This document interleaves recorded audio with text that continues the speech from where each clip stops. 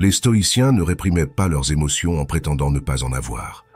Ils les exploraient, les mettaient à l'épreuve, les observaient, méditaient dessus et les traitaient pour en comprendre la profondeur. Si vous imaginez les stoïciens comme des êtres sans émotion, invulnérables et surhumains, vous vous trompez complètement. Ils étaient des gens comme vous et moi, ce qui signifie qu'ils avaient des problèmes comme le reste d'entre nous. Le stoïcisme est là pour nous aider avec les problèmes de la vie. Dans cet épisode, nous allons parler de certaines stratégies stoïciennes pour améliorer votre santé et richesse mentale. Numéro 1. Faites des promenades.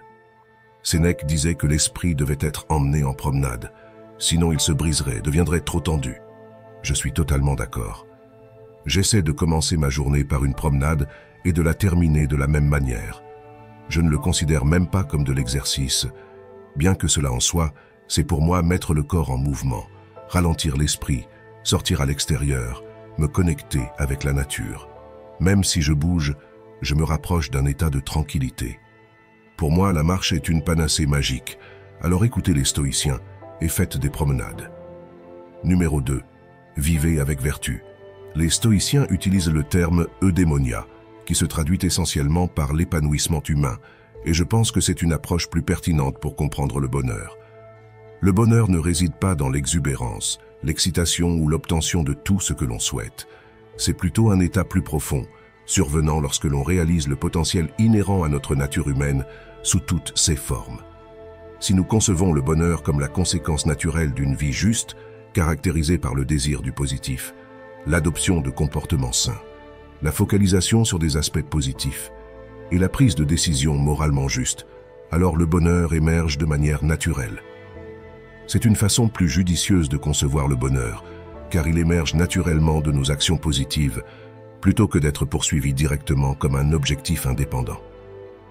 Viktor Frankl exprime que le bonheur doit découler de nos actions, n'étant pas une récompense à poursuivre, mais plutôt le résultat quotidien d'une vie et d'actions justes, ou, selon la perspective stoïcienne, d'une vie et d'actions vertueuses. Numéro 3. Soyez pleinement présent.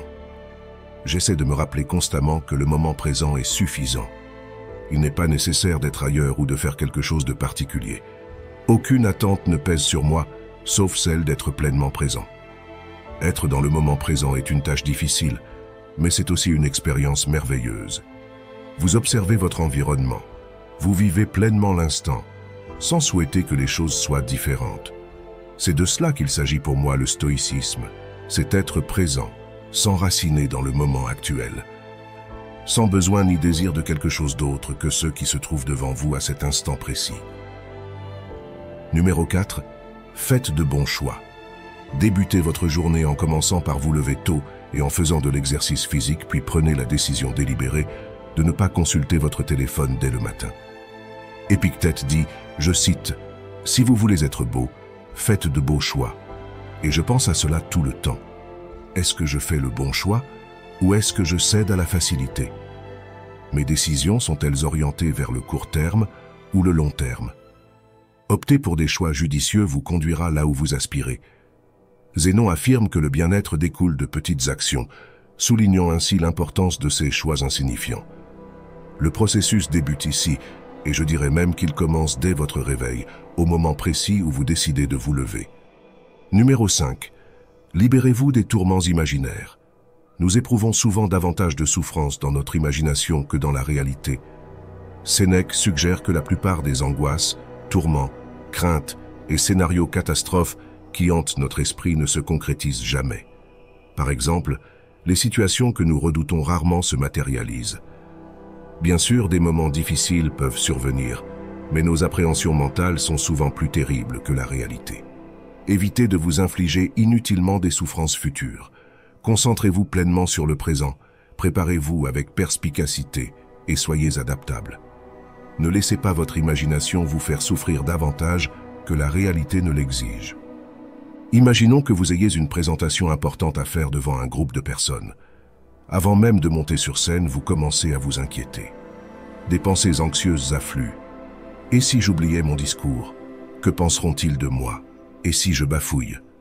Ces préoccupations peuvent grandir dans votre esprit, créant un scénario catastrophique.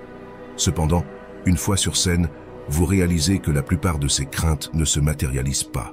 Vous vous souvenez de votre discours, les gens réagissent positivement, et même si une petite hésitation survient, elle passe presque inaperçue.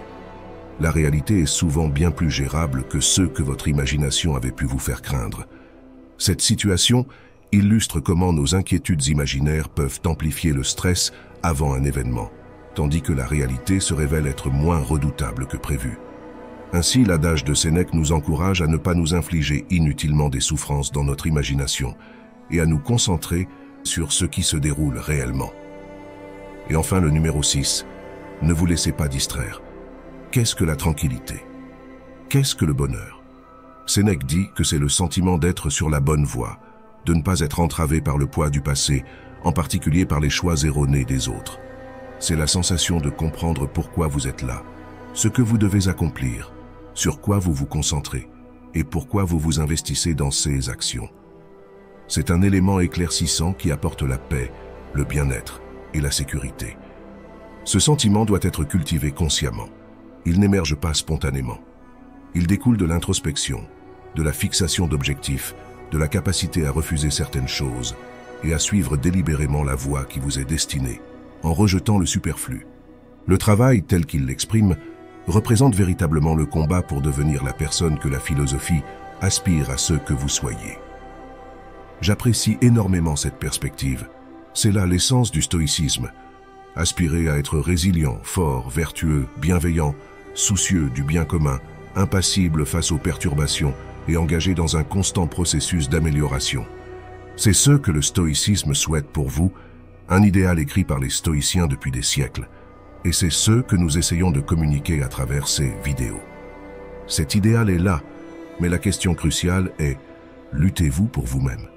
Cherchez-vous à vous rapprocher de cette perfection idéale aujourd'hui? Les stoïciens ne peuvent pas vous forcer à être ou à faire quelque chose. Ils peuvent seulement vous fournir la formule. C'est à vous de la suivre, de vous lever et de devenir véritablement cette personne. En conclusion, les enseignements stoïciens nous invitent à une approche équilibrée et réaliste de la vie. Les stoïciens ne se contentaient pas de réprimer leurs émotions, mais les embrassaient, les étudiaient et les utilisaient comme des outils pour comprendre leur propre nature.